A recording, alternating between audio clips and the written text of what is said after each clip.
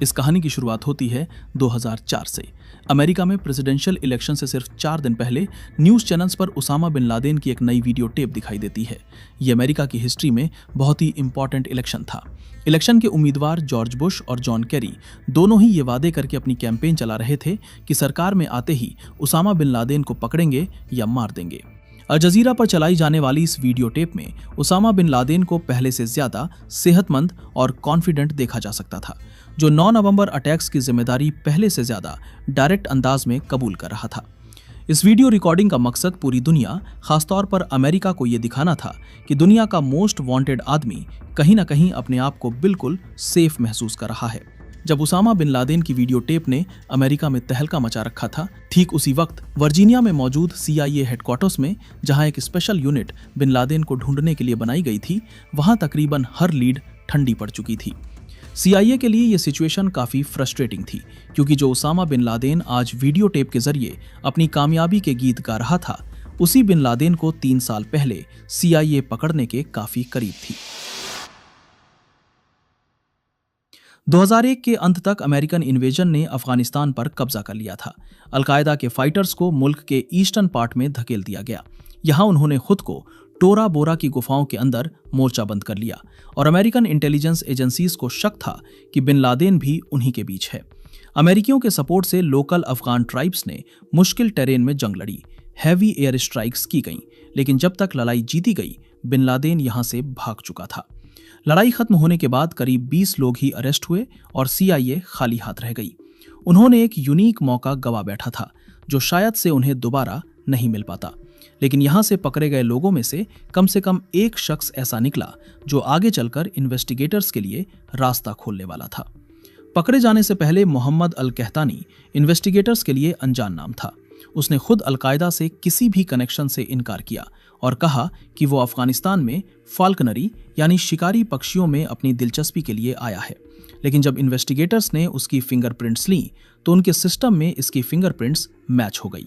उन्हें पता चला कि 9/11 अटैक से सिर्फ चंद हफ्ते पहले ही इसने यूनाइटेड स्टेट्स में एंटर करने की कोशिश की थी, $2800 कैश लेकर और 1 वे टिकट के साथ। कस्टम्स एजेंट को अल कहतानी पर शक हुआ और उसे देश में एंटर होने की परमिशन नहीं दी। डर था कि शायद ये इल्लीगली इमिग्रेट करने की कोशिश कर रहा है। इन्वेस्टिगेटर्स को यह भी पता था कि उसी दिन ऑरलैंडो एयरपोर्ट से यूनाइटेड अरब एमिरेट्स में मौजूद अलकायदा के टेलीफोन नंबर पर एक कॉल की गई थी। इस नंबर को मॉनिटर किया जा रहा था और ये फैक्ट कि कहतानी उस वक्त एयरपोर्ट पर ही था, इससे इन्वेस्टिगेटर्स को लगा कि इन इवेंट्स के बीच कोई ना कोई कनेक्शन जरूर है।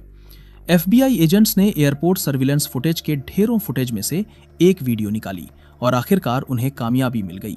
उन्होंने एक गाड़ी को आइडेंटिफाई किया जो उस वक्त मोहम्मद अत्ता ने रेंट पर ली थी। अत्ता 9/11 अटैक्स का रिंग लीडर था, जिसने अमेरिकन एयरलाइंस फ्लाइट 11 को उड़ाकर वर्ल्ड ट्रेड सेंटर के नॉर्थ टावर से टकराया था। नतीजा निकाला गया कि अत्ता एयरपोर्ट पर कहतानी को पिक करने के लिए इंतजार कर रहा था। यह व्यापक रूप से माना जाता है कि कहतानी को यूनाइटेड एयरलाइंस फ्लाइट 93 के हाईजैकर्स में से एक होना था। वो फ्लाइट जो अपनी मंजिल तक नहीं पहुंच पाई क्योंकि वो पेंसिल्वेनिया में क्रैश हो गई जब पैसेंजर्स कंट्रोल वापस लेने की कोशिश कर रहे थे।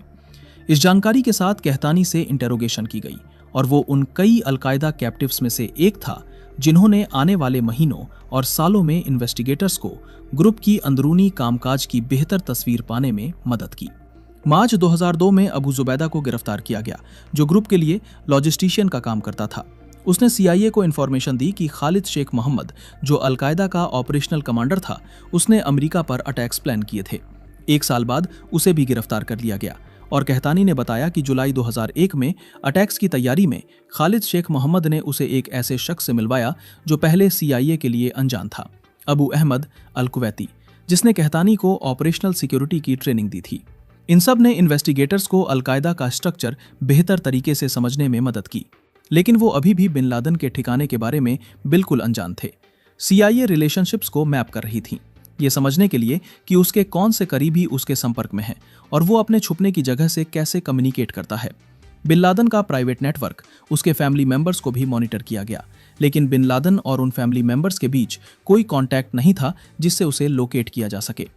आने वाले सालों में नई ऑडियो टेप्स सामने आईं और उन्हें यह पता चला कि वो अलकायदा के अंदर लीडरशिप के मेंबर्स के साथ कम्युनिकेट कर रहा है। इसलिए CIA की स्ट्रैटेजी थी कुरियर नेटवर्क को ढूंढना, वो लोग जो इन्फॉर्मेशन ट्रांसपोर्ट करते हैं। जनवरी 2004 में कुर्द सिक्योरिटी फोर्सेज ने हसन गुल नाम का शख्स अरेस्ट किया, जिसके पास से उसामा बिन लादेन का एक लेटर मिला। हसन गुल को CIA के हवाले कर दिया गया, जहां उसने इंटेरोगेशन के दौरान बहुत अहम राज से पर्दा उठाया। उसने बताया कि अबू अहमद अल कुवैती बिन लादेन का पर्सनल कुरियर है। जी हाँ, वही अबू अहमद जिसने मोहम्मद अल कहतानी को भी ट्रेनिंग दी थी। अब क्योंकि इन्वेस्टिगेशन का सारा फोकस अबू अहमद की तरफ शिफ्ट हो जाता है, इन्वेस्टिगेशन टीम को अलकायदा के अंदर इसके किरदार के बारे में अलग अलग इन्फॉर्मेशन मिलना शुरू हो गई। हसन गुल के मुताबिक अबू अहमद का काफ़ी बड़ा किरदार था, जबकि खालिद शेख मोहम्मद का कहना था कि अबू अहमद का बड़ा किरदार नहीं है, बल्कि वो एक रिटायर्ड मेंबर है। अगले साल मई 2005 में अबू फराज अल लिब्बी भी पकड़ा गया। ये खालिद शेख मोहम्मद के बाद अलकायदा का कमांडर था।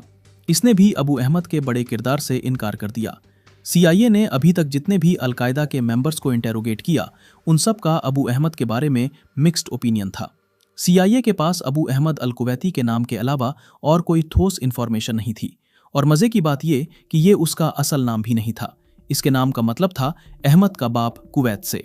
अगले 2 सालों तक CIA ने खूब जोर लगा के देख लिया, लेकिन ना ही अबू अहमद अल कुवैती का पता चला और ना ही उसामा बिन लादेन का। 2007 में CIA को अबू अहमद की असल पहचान के बारे में एक इन्फॉर्मेशन मिली, जो कि CIA के नेटवर्क से नहीं आई थी। इन्फॉर्मेशन से पता चला कि अबू अहमद का असल नाम इब्राहिम सईद अहमद है और ये एक पाकिस्तानी है जिसकी फैमिली कुवैत शिफ्ट हो गई थी। पिछले 2 सालों में उनको सिर्फ उसका असल नाम पता चला था, लेकिन उसे लोकेट करने में उन्हें और कई साल लगने वाले थे। CIA ने अपना सारा फोकस इब्राहिम सईद उर्फ अबू अहमद अल कुवैती को ट्रैक करने में लगा दिया। कुवैत समेत दूसरी मिडल ईस्ट कंट्रीज से पाकिस्तान आने वाली तमाम कॉल्स को टैप किया जाने लगा, इस उम्मीद में कि शायद कहीं से अबू अहमद को ट्रेस किया जा सके। लाखों फोन कॉल्स मॉनिटर करने और 9 साल का इंतजार करने के बाद जून 2010 में उनको एक फोन कॉल पर आखिरकार शक हुआ। वो आपस में अरबिक और पश्तो जबान में बात कर रहे थे और बातचीत के दौरान पाकिस्तान में मौजूद शख्स ने एक सवाल के जवाब में बताया कि मैं उन्हीं लोगों के साथ हूं जिनके साथ पहले होता था। यही वो बात थी जिसकी वजह से CIA को शक हुआ कि यही अबू अहमद अल कुवैती है। इसके अलावा यह पाकिस्तान में बैठा शख्स अपनी लोकेशन को ट्रैकिंग से बचाने के लिए हर मुमकिन कोशिश कर रहा था। उसका मोबाइल सिर्फ चंद मिनटों के लिए ऑन होता और फिर दोबारा से बंद हो जाता, और यह सिर्फ तभी ऑन होता जब यह पेशावर से दूर होता। जैसे जैसे यह तय होता गया कि यह कुवैती है, उसे ग्राउंड पर फॉलो करने का प्रोसेस शुरू हो गया। इसके लिए अगस्त 2010 में एक पाकिस्तानी CIA एजेंट को यह काम सौंपा गया। पहले उसने पेशावर में अबू अहमद को आइडेंटिफाई किया, फिर धीरे धीरे उसकी फॉलोइंग शुरू की ताकि पता लगाया जा सके कि यह शख्स उन्हें बिन लादेन के ठिकाने तक पहुंचा सकता था या नहीं। कई दिन गुजर जाने के बाद भी अबू अहमद किसी ऐसी जगह नहीं गया जहां बिन लादेन हो सकता है, बल्कि वो बार बार एबटाबाद में एक ही कंपाउंड में जा रहा था। तभी CIA को शक हुआ, शायद बिन लादेन कहीं और नहीं बल्कि इसी कंपाउंड में अबू अहमद के साथ ही रहता है। बेशक अभी तक अमेरिका को 100% कन्फर्म नहीं था, लेकिन जिस शख्स को वो पिछले 10 सालों से ढूंढ रहे थे वो शायद यहीं पर था। यहाँ पर इंटेलिजेंस एजेंसी का काम खत्म हुआ और एक्शन के लिए स्पेशल यूनिट को इस घर में रेड करने का मिशन सौंपा गया। 1 मई 2011 को रात 11 बजे 2 ब्लैक हॉक हेलीकॉप्टर्स अफगानिस्तान की जलालाबाद एयरफील्ड से टेक ऑफ हुए और एबटाबाद में बिन लादेन के कंपाउंड की तरफ बढ़ने लगे। यह मिशन अपने तौर पर काफ़ी कॉम्प्लिकेटेड था, क्योंकि एक तो अमेरिका ने इसके बारे में पाकिस्तान को भी नहीं बताया था, और दूसरा ये कि बिन लादेन का कंपाउंड पाकिस्तानी मिलिट्री एकेडमी से काफ़ी करीब था। इसी वजह से इस मिशन में जो हेलीकॉप्टर्स इस्तेमाल किए गए उनके अंदर सीक्रेट स्टेल्थ टेक्नोलॉजी लगी थी, यानी वो पाकिस्तानी रडार्स पर शो नहीं होंगे। यह ऑपरेशन 40 मिनटों के लिए प्लान किया गया था, लेकिन नेवी सील्स ने पहले 15 मिनटों में ही उसामा बिन लादेन को बिल्डिंग के 3rd फ्लोर पर ढूंढ कर मार दिया। बाकी वक्त उनको बिन लादेन के गार्ड से लड़ने में लग गया और पूरे 38 मिनटों के बाद वो कंपाउंड से बाहर आ गए। आते वक्त एक हेलीकॉप्टर की इमरजेंसी लैंडिंग हुई थी, जिसकी वजह से वो टेक ऑफ नहीं कर पा रहा था। इसी वजह से पहले उस हेलीकॉप्टर को डिस्ट्रॉय किया गया और उसामा बिन लादेन की बॉडी समेत सबको एक ही हेलीकॉप्टर में वापस जाना पड़ा। US ऑफिशियल्स के मुताबिक उसामा बिन लादेन की बॉडी को अगले 24 घंटों के अंदर अंदर सऊदी अरब की परमिशन के साथ अरेबियन सी में बहा दिया गया।